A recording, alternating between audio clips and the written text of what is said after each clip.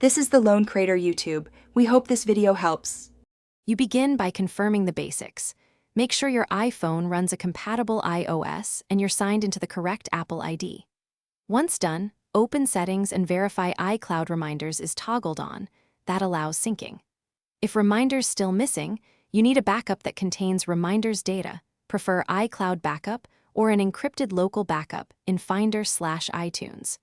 Make sure your device is on Wi-Fi and plugged into power before proceeding to restore, because interruptions corrupt restores. You will now restore the device from your iCloud backup. First, erase the iPhone via Settings General Transfer or Reset iPhone. Erase all content and settings. This allows selecting an iCloud backup during setup. After restart, sign in with the same Apple ID and pick the backup that predates the Reminders loss. Be patient. Restoring can take time as it downloads apps, settings, and iCloud data. Once the restore completes, Reminders should reappear when iCloud sync finishes. If you lack an iCloud backup, restore from an encrypted Finder or iTunes backup on your computer.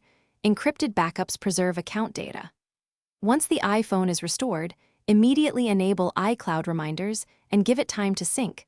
Some lists appear after a few minutes.